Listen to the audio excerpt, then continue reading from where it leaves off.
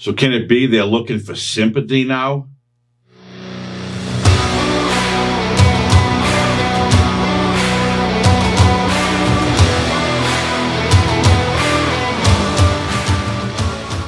Is that the New York Times released a poll today that says that 71% of voters agree that democracy is under threat. Yeah. But only 7% of voters rank a threat to democracy as a major issue this election cycle.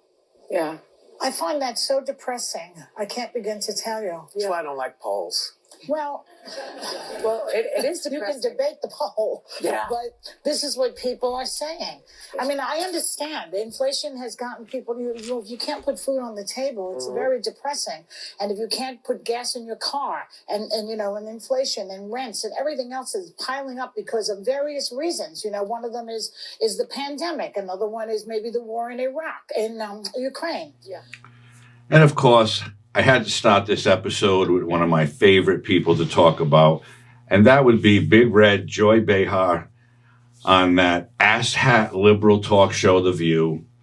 And now today, she's telling the American people that she's depressed. She's telling all the bleeding hearts who listen to her garbage and watch that ridiculous show. She's telling everybody, basically, they should feel bad for her. In turn, they should feel bad for Joe Biden, the way he's destroying this country. But what's really happening, I believe, the American people are waking up. They're waking up, finally, and maybe, just maybe, they're realizing that this clown in Washington is doing zero, cares about zero, and has, of course, zero accomplishments. She spoke about a New York Times poll that came out where 71% of voters polled agree that democracy is under threat in the next election cycle, but only 7% rank a threat to democracy as a major issue. And Joy just can't understand it. She can't understand it. She understands that inflation might be a little high and people might be struggling to put food on the table and with rent. But she says, there's issues because that is causing this inflation, namely the pandemic and the war in Ukraine, of course. Well, let's talk about the war in Ukraine for a minute. How is that affecting the American people? Well, we know as of today's date, I believe well over $70 billion has been sent to the Ukraine. It could be more, it could be less, but I believe it's more. And just the other day, Zelensky went on to make a speech basically telling Joe Biden, I need more money. I need like $55 billion more for humanitarian aid, for infrastructure and reconstruction. While the psycho Putin continues to blow that country to smithereens, Zelensky wants his buddy Joe to send him billions and billions more, because we all know he lives in a lavish mansion. He's not under any threat whatsoever. He goes on TV with his green military uniform, looking all serious. Give me a fucking break. Do I feel bad that Ukraine is getting blasted? Absolutely. I feel bad for all the innocent civilians who are getting injured or killed by that psycho from Russia. But why?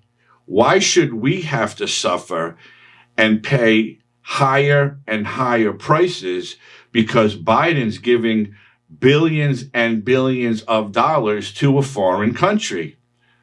We shouldn't have to suffer, and the United States should not be funding that war. So that probably is a main reason why inflation is high, because all of our money is going to a foreign country for no other reason than Joe Biden is a criminal and he's trying to protect himself, his son, and his family from going to prison. We all know this.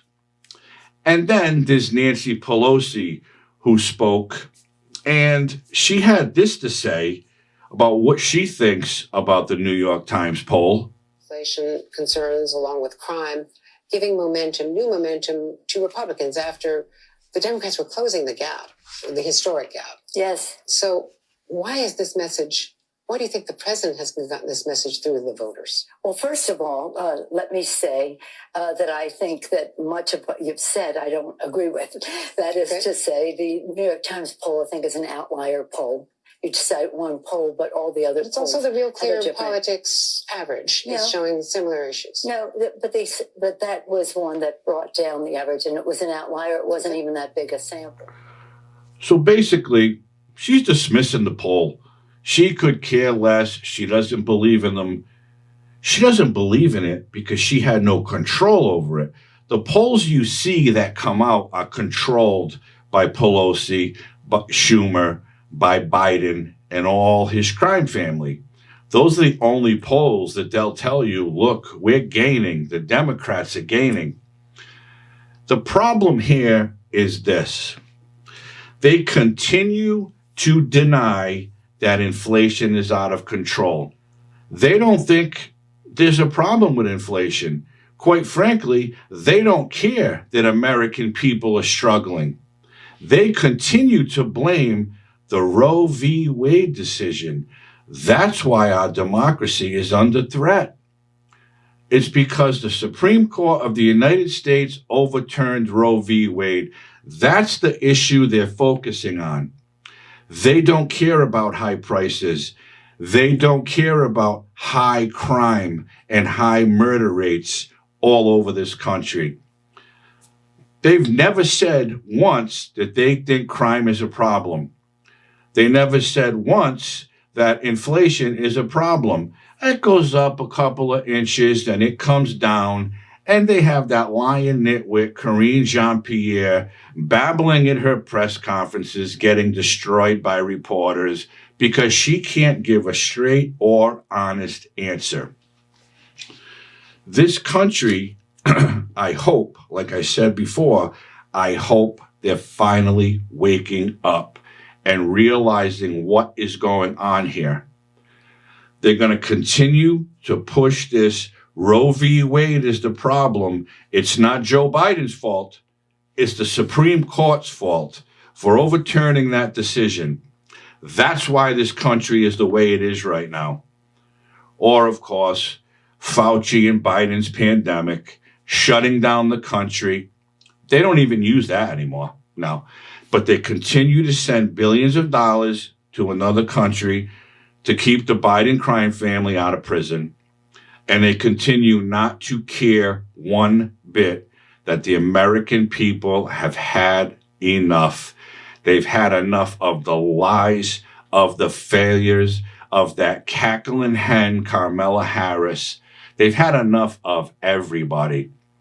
So all we can hope for is somewhat of a red wave in November. And for once and for all, get rid of Pelosi and Schumer, two of Biden's top henchmen in his crime family.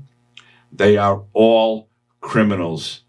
They know there's high crime. They're committing a lot of the crimes themselves or their family members, but they'll never admit it. They'll never admit there's high crime. They'll never admit people are suffering because of Joe Biden's failures.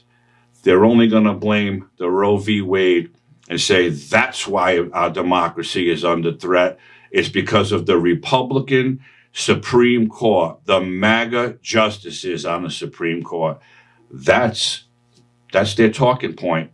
That's what they believe. And you know as well as I do, that's bullshit. So keep your fingers crossed because these criminals need to be put away. The entire lot of them. Because they are doing zero to rescue this country.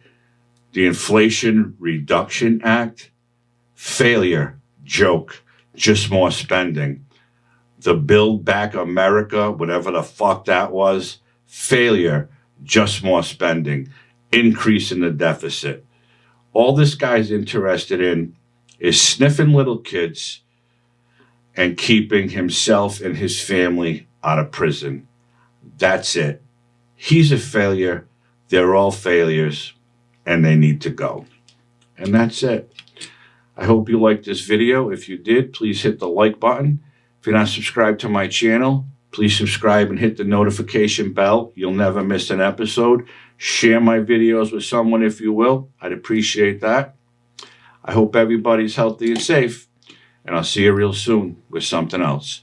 Have a great night.